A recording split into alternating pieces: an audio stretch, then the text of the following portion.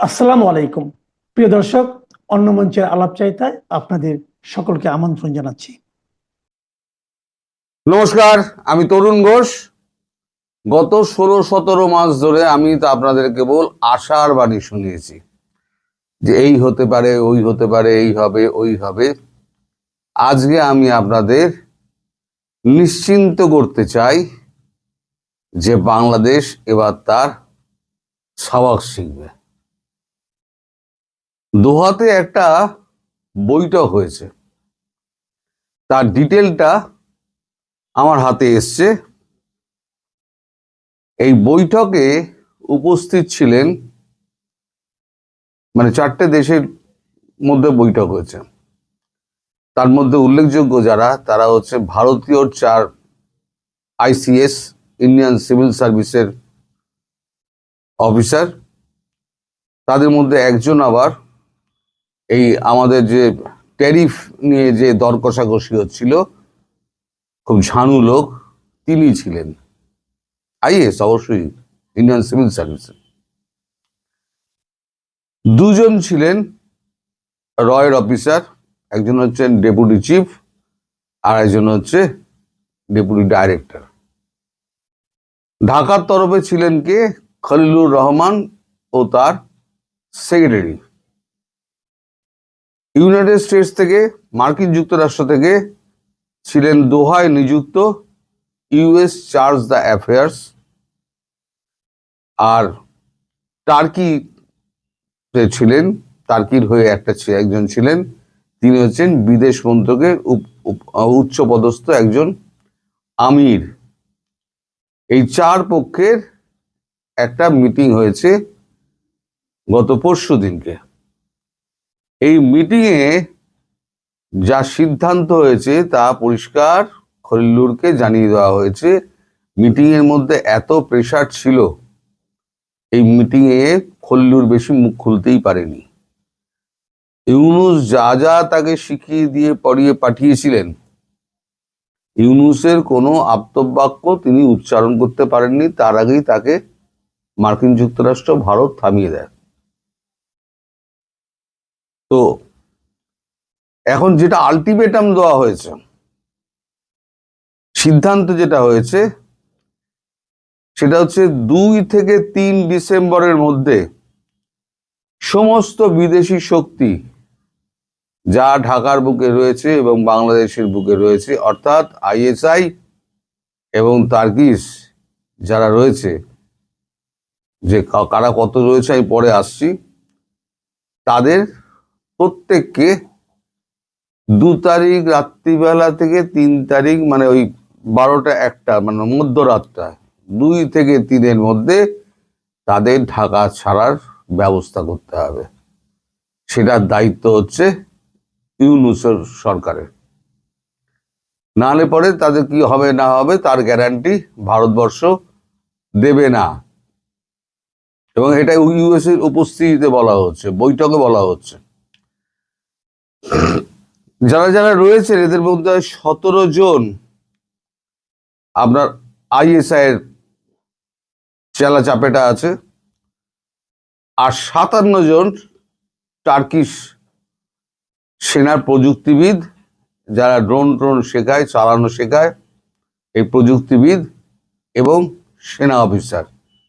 এই 57 আর 17, এই 57 আর 17, এই টোটাল টিমটাকে 2 তারিখ মাঝরাত থেকে 3 তারিখ বেরোনো অবধি, মানে ওই 12টা থেকে 1টা, এই যে মাঝে 2-3 এর মধ্যে তাদেরকে সমস্ত চলে যেতে হবে।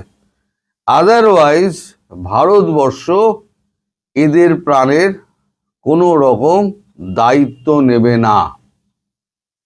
সেটা ভারতবর্ষ আলাদা করে মানে ডিপ্লোম্যাটিক চ্যানেলে যেমন পাকিস্তানকে জানিয়ে দিয়েছে, তেমন তুর্কি সরকারকেও জানিয়ে দিয়েছে যে তোমাদের লোক ফিরিয়ে নাও, আমরা অ্যাকশনে যাচ্ছি।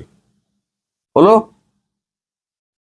এবার খলিলুরের বক্তব্য যেটা ছিল, সেটা হয়েছে, আপনাদের মিডিয়া তো কিছু বলে না, মিডিয়ায় তো ভারতের পেঁয়াজের দাম বলে আর সমস্ত ভুলভাল তথ্যপত্র দেয়।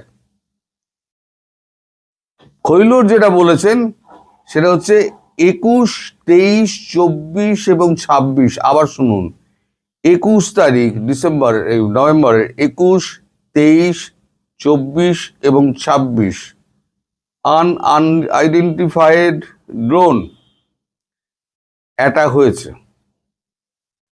কোথায় কোথায় অ্যাটাক হয়েছে? আচ্ছা, প্রথমে মারা গিয়েছে এই যে অ্যাটাক হয়েছে আননোন আনআইডেন্টিফাইড যে ড্রোন। আমি গতকালকেই বলছিলাম যে দেখবেন কোন দিন আনআইডেন্টিফাইড ড্রোন গিয়ে আছড়ে পড়বে, যেমন বিমানবন্দরে পড়েছিল, মায়ানমারে পড়েছিল, মনে পড়ছে? কালকে বলেছিলাম, কালকে না পরশু দিনের ভিডিওতে বলেছিলাম। তা আমি তখন জানতাম না 21, 23, 24 এবং 26 অলরেডি অ্যাটাক হয়ে গিয়েছে, তাতে 11 জন মারা গিয়েছে। তাদের মধ্যে কারা কারা কোন দেশের লোক রয়েছে? তুর্কির 1 জন, পাকিস্তানের ISI এর 2 জন, উলফা আই এর 4 জন, লস্করের সাইবার সেল ইউনিটের 2 জন, জামাতের 2 জন, এরা মোট 11 জন। এরা ঘটনাস্থলেই প্রাণ হারায়। কারা মেরেছে না মেরেছে সে ব্যাপারে এখনো পর্যন্ত কোনো রকম ধারণা খলিলুরের নেই। এই বক্তব্য হচ্ছে খলিলুরের, যেটা আর কি খলিলুরের DGIF খলিলুরকে জানিয়েছে। ড্রোন কোথায় কোথায় পড়েছে? ড্রোন পড়েছে কুমিল্লা আখাউড়া বর্ডার, সিলেটের তামাবিল সহ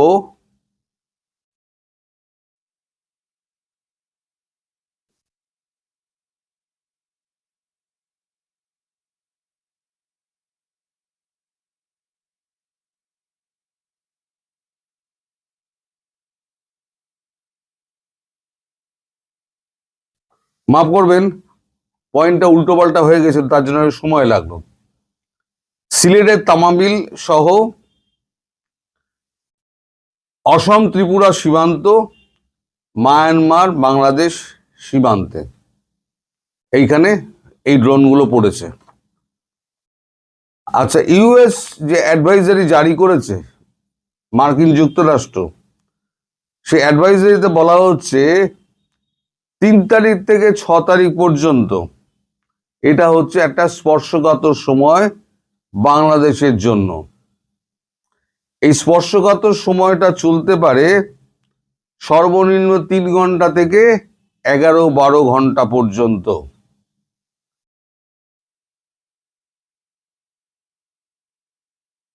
আচ্ছা, এদের মোকাবিলা করার জন্য, ভারতীয় সেনার মোকাবিলা করার জন্য রংপুর ডিভিশন থেকে মোট 12,621 জন সেনাকে মোতায়েন করেছে বাংলাদেশ সরকার সীমান্ত অঞ্চলে।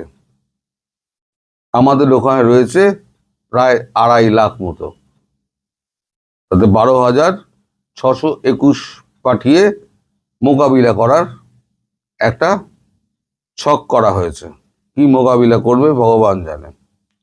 তবে এই যে আপনাদের বলা হচ্ছে, US অ্যাডভাইজারিতে বলা হচ্ছে 3 থেকে 6 পর্যন্ত স্পর্শকাতর যে সময়, এই 3 থেকে 6 মধ্যে মানে 2 তারিখ রাত্রিবেলা 12টা পেরিয়ে গেলে মানে 3 তারিখ পড়ে যাচ্ছে। আর এই অ্যাটাকগুলো হয় কিন্তু রাত্রিবেলাতে।